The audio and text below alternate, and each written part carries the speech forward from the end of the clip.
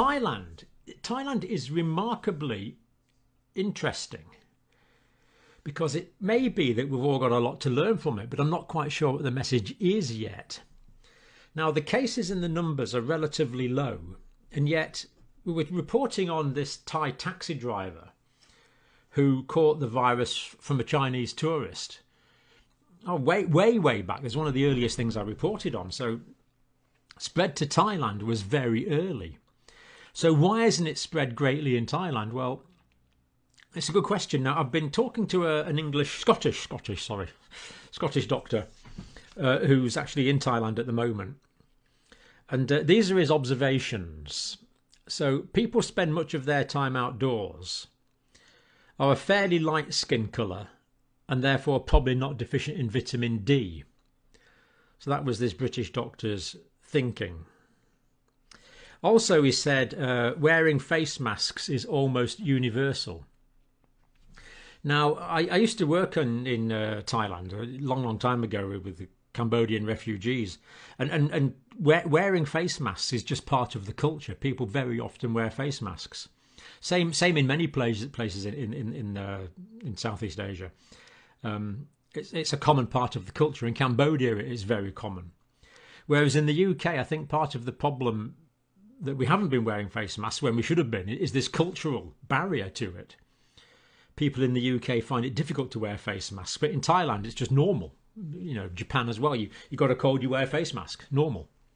So I think that's probably been quite a big factor in preventing people that have the disease spreading it to other people as well. So the vitamin D in the face masks. Now, everyone has their temperature taken. This doctor says, okay, not the best screening, but easy to do, which is true. You just use one of those electronic thermometers before being allowed into a shop or a mall. Now, of course, you could fiddle this by taking paracetamol, acetaminophen, Tylenol, ibuprofen.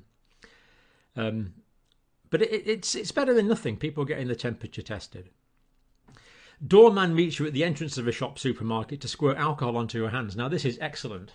Now, in the UK, the alcohol's available, but in Thailand, someone's there saying, "Oi, take this, mate. You're having this hand sanitizer." Because I believe hand sanitisation is very important in public places. Shopping baskets are cleaned after each use. So you see, these are very simple strategies. You know, are these the simple things that are making the difference and have prevented great spread in Thailand? The authorities isolate known hotspots. So there's been good isolation of known hotspots. And they test everyone there. So targeted testing, as in South Korea, targeted testing.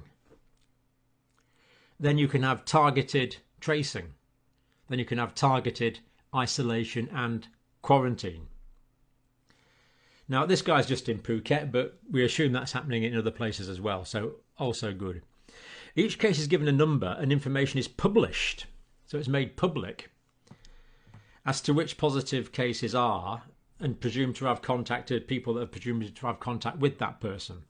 So this is kind of put into the public domain so you can look up people and see if you are at risk.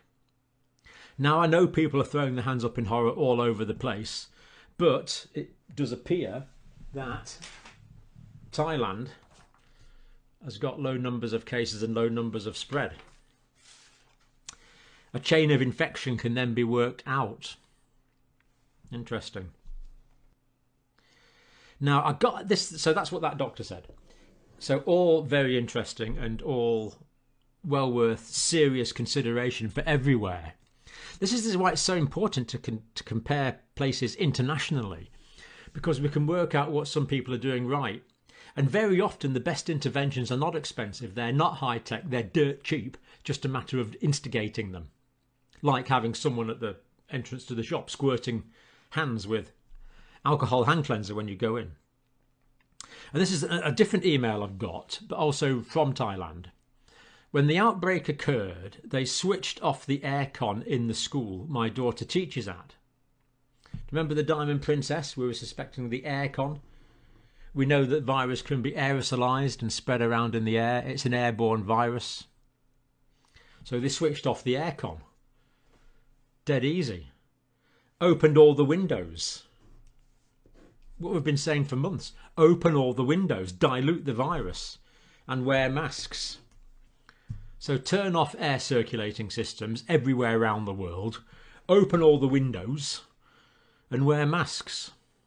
It's not expensive. Why isn't everyone doing this? I don't know. Open the windows. What's difficult? All public spaces need to be well ventilated. People need to be clean. People need to be wearing masks. Stop the spread in shops. Stop the spread in public transport, or massively reduce it. So Thailand there, not a rich country, instigating simple measures, targeting its testing, greatly reducing the transmission. That deserves respect and consideration.